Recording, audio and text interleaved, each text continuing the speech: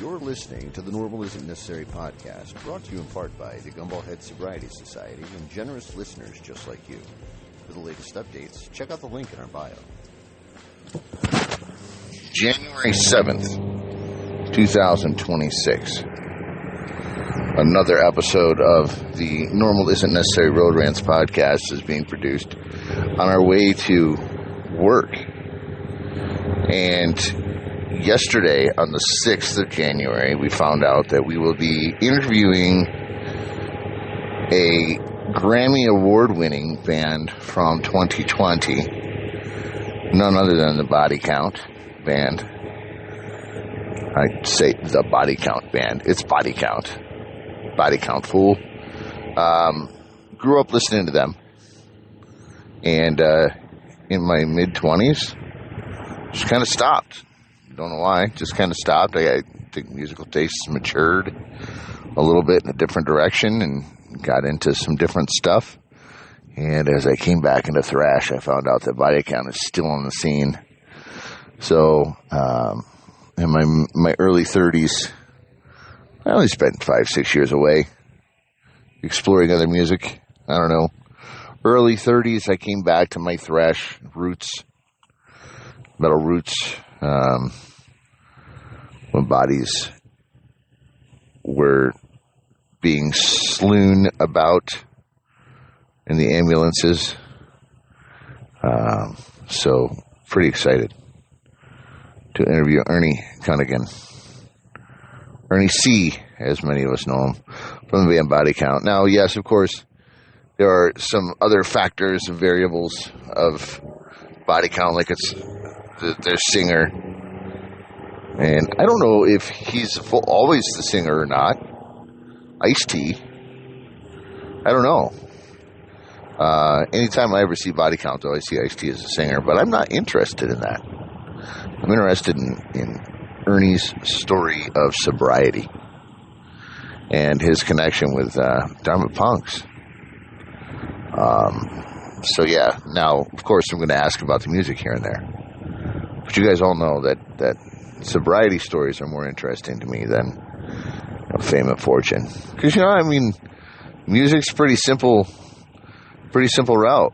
You find a bunch of dudes that you like hanging out with, you make a demo tape, it falls in the right hands, especially in California. In California, I'm sure the competition is fierce, but the music falls in the right hands. The right hands are the ones that pushed up the ladder or pushed it through the pipeline. The right people fall, into the musical, it falls into the grasp of the right people in the music industry, and they push it on up the ladder. Popularity grows. In 2020, Bum Rush was nominated and won for a Grammy Award at the Grammys. So, but fame and popularity, I'm not chasing that. And I think I came to the realization last night is I'm not chasing the concept of, I'm interviewing famous guests. I mean, yeah, it's cool. It's just really cool interviewing people that, have toured the world and made millions of dollars and this and that, but that's not what's important to me. What's important to me is the message, That's why we interview our friends. That's why we interview people on TikTok, less than 5,000 followers. Every once in a while, we'll throw out a big episode. Saving Abel was a big episode, but how many clicks did I get on that? I don't know, 765 clicks versus, our average guest gets like 15 to 20. Did that really boost our listening stats that much? No. If one person can say something that'll change 100 people, it's better for me to share that opportunity than it is for 100 people to influence one. I know that sounds very passé and very niche and very, whatever, but the truth of the matter is people do listen and people talk about those things. And the people that do listen to my podcast on a regular basis, they enjoy listening to me. They enjoy listening to my voice. They enjoy listening to my wisdom. And it doesn't matter who I have on the show. Those consistent listeners are going to consistently listen. They're going to hear what I have to say. Look at Joe Rogan. Joe Rogan always has somebody famous on his podcast. I know there have been a couple instances where I'm like, oh, I really want to listen to that podcast. The nice thing about that is I can cherry pick what episodes I listen to on Joe Rogan. On our podcast, you can't cherry pick. There's too many mystical feats and magical turns in our podcast. You can cherry pick. You can listen to just the interviews. But man, those 15, 20-minute road rants, that's where we pack a lot of intellectual punch. That's where we pack a lot of magic, a lot of influence. Sometimes I come up with like magical phrases. Sometimes I even surprise myself.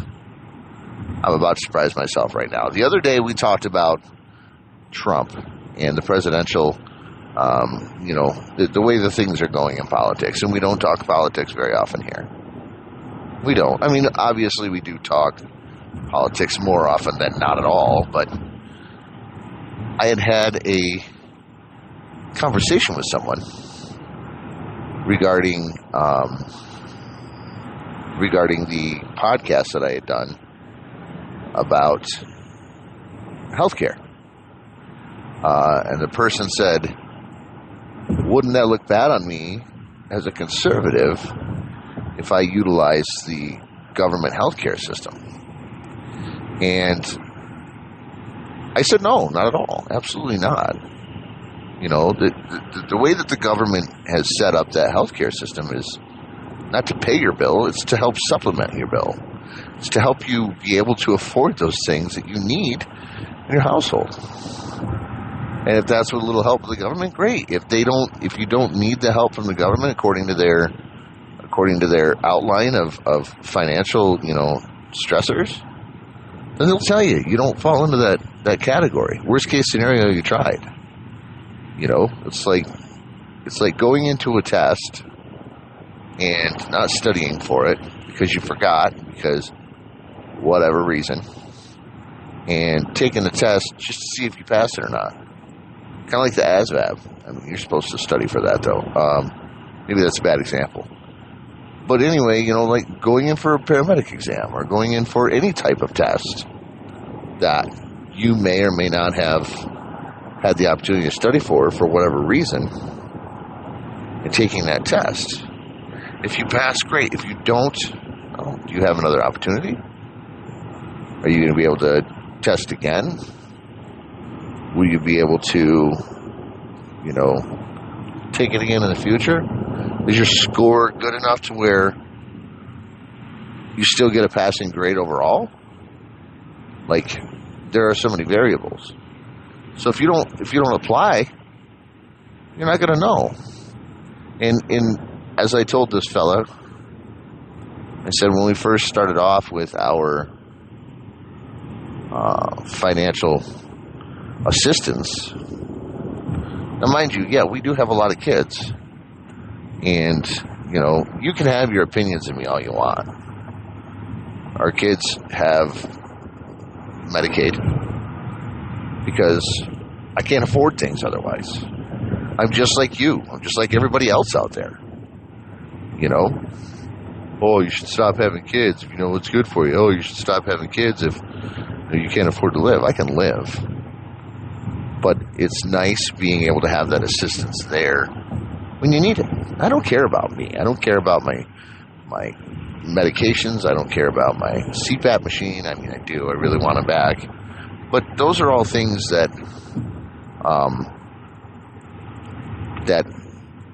I can go without. My kids, I don't want ever to go without. And I will sacrifice myself for my children.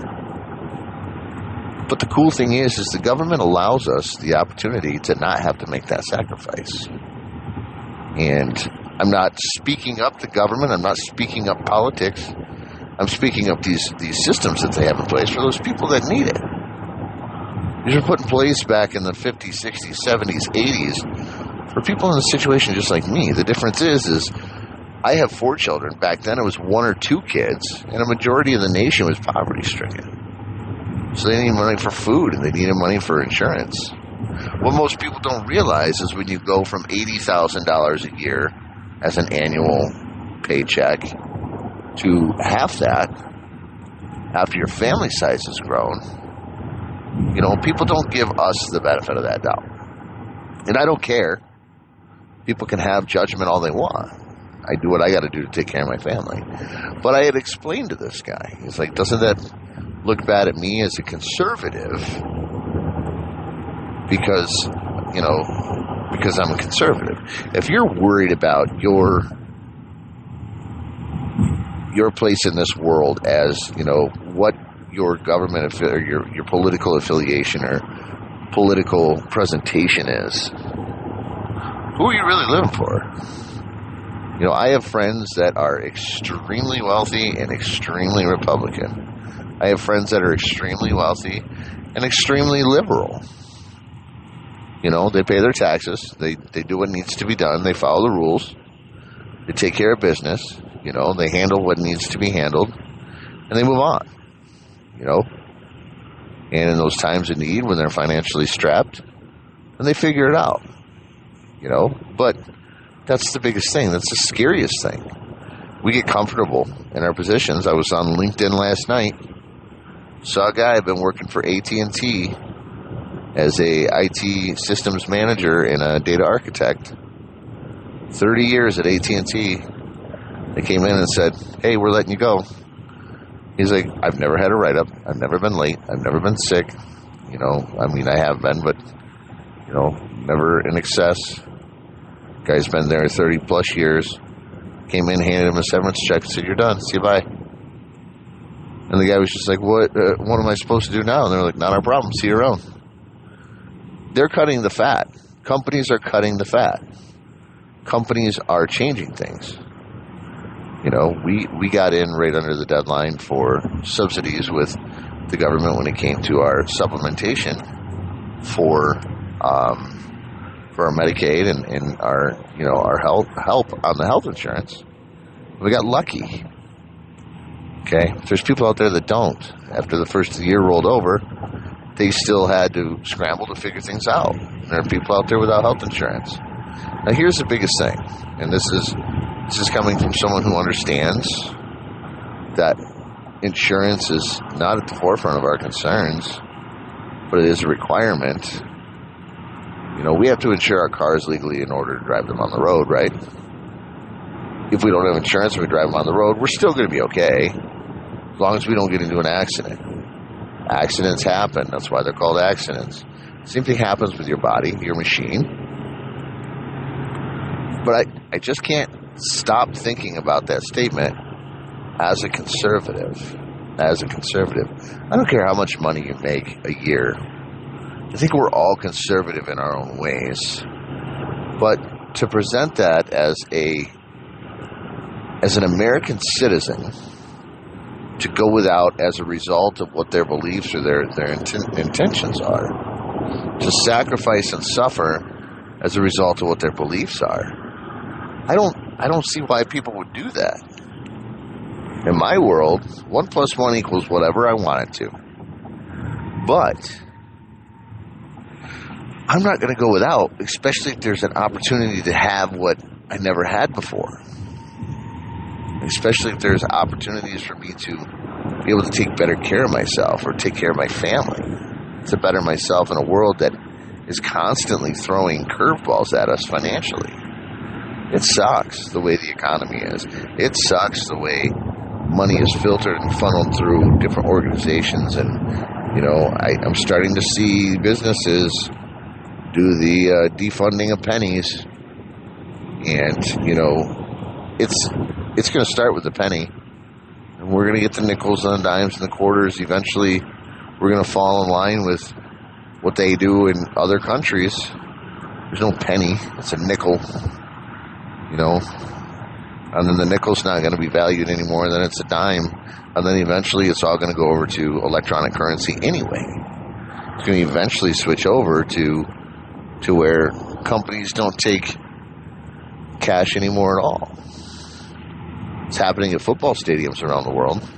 I went to a Lions game. I had $150 cash in my pocket, and I could not spend that cash because nobody took cash at the game. Credit cards only. I could have went to an ATM and made a deposit and spent that money on my card. I didn't want to do that. Why? Well, because I didn't want to run my card at a football stadium. Because every time you run a card, there's usually a transaction fee involved. So if I wanted to buy a $6 hot dog, I didn't want to pay $9 for it. It's already paying $6 for the hot dog. There's conservatism at its finest right there. You know, I want to keep more money than I give away. I want to keep more money than you know what I do. that's what all there is to it. Now, I explained to him and the outcome of things. If a company insures us as employees, they pay a substantiated amount. What we see is our monthly payment or our weekly payment when it comes to health insurance. It pales in comparison to what our company pays. And the smaller the company, the more they pay.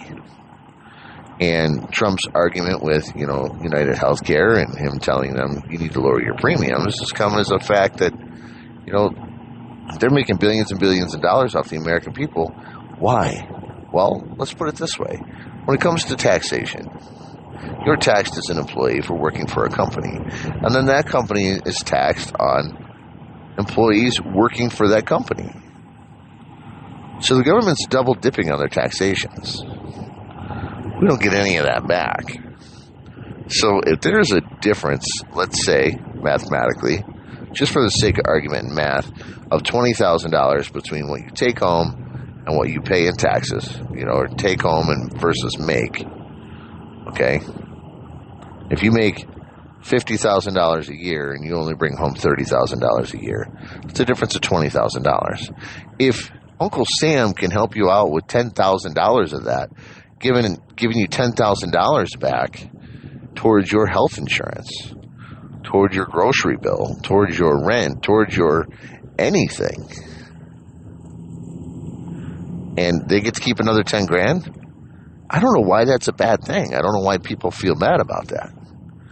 Now, mind you, I do my very best to be, financially lucrative when it comes to stuff. But the truth of the matter is, they're taxing you, and you're paying taxes on expenses that don't exist in your life. You're being taxed to live in this country. You're being charged to exist. You're being charged to have a job. You're being charged to drive your vehicle. It's all taxation. And then people feel bad because they get, $46 a month in food stamps. Well, $46 a month in food stamps times 10 months, it's almost $500. So you get $500 a year in food stamps on the taxes you're already paying. You're paying yourself. And when I explained that to him, he was like, well, that makes sense. I was like, that's more conservative than anything else. People frown on that? Sure. They frown on the fact that I have Medicaid. They frown on the fact that we get, a little bit of help when it comes to our grocery bill. But we're not living off the government. I'm working a full-time job, raising a household. Is that my fault? Yeah, of course it is. Is it my responsibility? Yes, of course it is. Okay, but the reality of it is what is that, Joe Walker? With a little help from my friends? Sometimes we need that assistance. So there's my second political complaint of the week. Not complaint, really, rant more so. But I was hung on that. I was hung up on that conversation, and it made a lot of sense to me after we had that conversation. It made me feel really good. And again, I'm not name dropping, but Friday we're interviewing Ernie C. from the band Body Count, Grammy Award winner in 2020. We're going to be interviewing him. We're going to be interviewing Alexandra, a female metal singer out of California. We'll be interviewing her on Friday as well. Stay tuned for those two episodes to drop. We may have some new involvement happening with some of my coworkers and their organizations in coordination with with some other government entities and programs. And above all, we're showing monumental growth already in 2026 in our connections, in our interactions, in our conversations, and the love that we have for our listeners and for our followers. So guys, stay tuned. Big things are abound for everybody this year. And I look forward to talking to you all soon. Until our paths cross, stay strong, stay focused, stay sober. Much love. We'll see you guys.